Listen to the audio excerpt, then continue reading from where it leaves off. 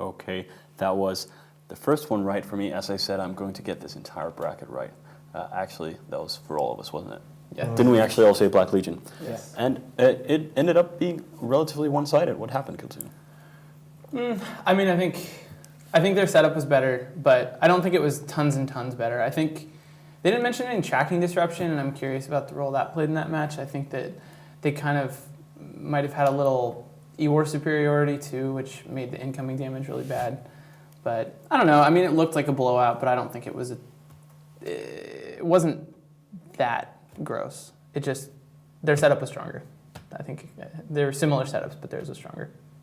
Yeah, I feel like that battlecruiser setup is something that I think all the teams looked at with the point change this year.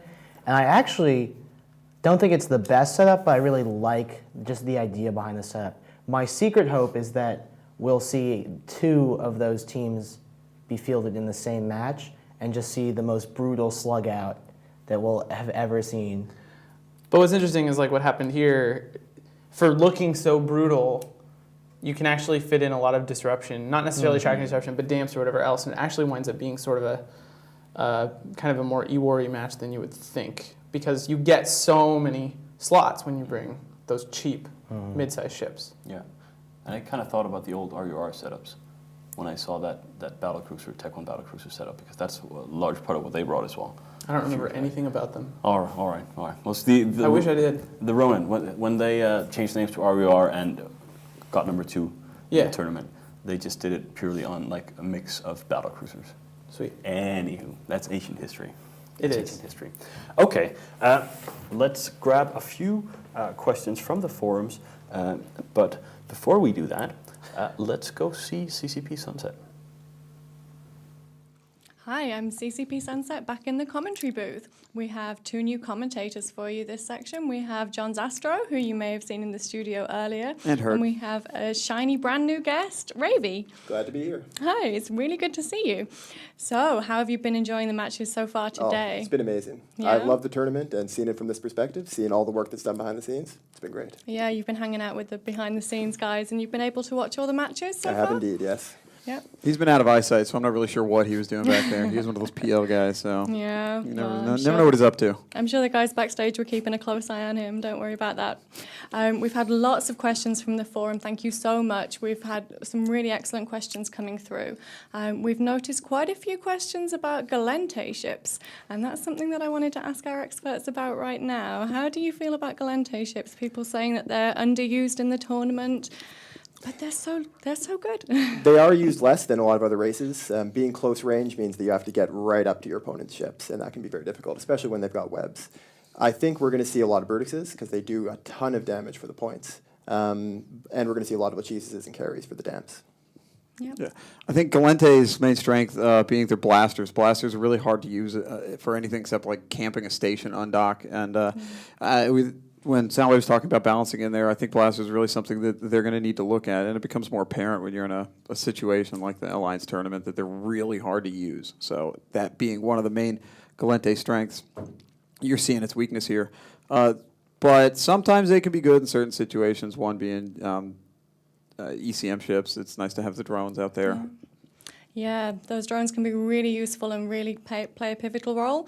Tell me a little bit more about drones. There's obviously a lot of different varieties There and is lots indeed. to talk about. Yeah, I think most of the teams we've been seeing so far have been fielding damage drones, but we can very easily see teams using ECM drones as well as shield rep drones as well. And that's why it's really important to have smart bombs. You can clear those right off. But they're a very useful thing to have up your sleeve. I think we're going to go straight back to the studio, back to CCP Soundwave. So see you later. Thank you very much, guys. I think we're going to maybe follow up on a bit of the stuff talked about in the commentary booth. But first, though, let's go back to Synfidel, because we kind of introduced that there'd be coming some items in a store made by Stonehenge. Yes. What else can you tell us? Well, what he's talking about is the next content patch, which is Incarna 1.0 and has been announced for the 21st of June. We're in the final stretch at this point, just testing the last things and preparing our builds. It is, Team Stonehenge has split their time this time between improvements to the character creator, little tweaks and bug fixes and such with that, and then introducing a new virtual store. It's just the first version of it. The store has a name. It's called the Noble Exchange. And it's called that because it's basically a business extension by the existing Amar Corporation Noble Appliances. They've chosen to reach out to the wealthy capsuleer community by placing this string of shops in stations. When you dock into a station and the station service is part of the menu, there'll be an icon there that you won't recognize, and you'll see it right away. And if you mouse over it, it says Noble Exchange. And if you go in, you can buy some unusual things. They're all, and I invite you to log on to Singularity, our public test server, check it out. Everyone's been given some Plex to be able to use to go in and spend in the store and check everything out. It's 99% of what we're going to be offering this summer is all in there in stock right now for you to check out. It's beautiful. All right. You know how Eve art direction goes, Mm-hmm. so nothing's too crazy. There are no oversized swords larger than a human being. There's no sparkly stuff. There's no, glowing pink, whatever. It's all very tastefully done. It fits into the feeling of Eve, and even the curmudgeons on the CSM who had no interest whatsoever in this direction we were heading, have gone and checked out the stuff and come back and said, "Wow, I actually want one of those." Mm-hmm. And yeah, that's fun. There is some cool stuff in there. Have you guys checked it out yet? Of course not. No, I have not, but I was doing a lot of talking with Zinfandel, and it seems like very, very, very cool. Much cooler than a bitter vet, sort of like myself, would be into like dressing up my character. It just seems like something that a lot of people are really going to enjoy. You're a bitter vet? Not really. When did you start playing? Like 3 days ago. He hasn't played for long enough to be a bitter vet. He hasn't. No. But I mean, I've played long enough to be a bitter vet, yeah, but but I'm you're not one. really a bitter vet. I'm not. You're just a vet. I'm just a vet. Which is good, which is good. All right. Let's go to the next one.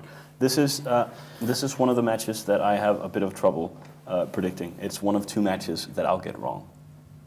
You're not going to get any wrong. Probably not, but who knows? Who knows? Who'd you Crazier pick? things have happened. Anyway, Noli Secunda or Bane? See, Nully lives in. My alliance fights a lot with Nully, but I'm going to have to go with Bane because they have spaces in between the letters in the name. All right. I'm picking Bane. Nulli Secunda. Me too. Oh, let's see.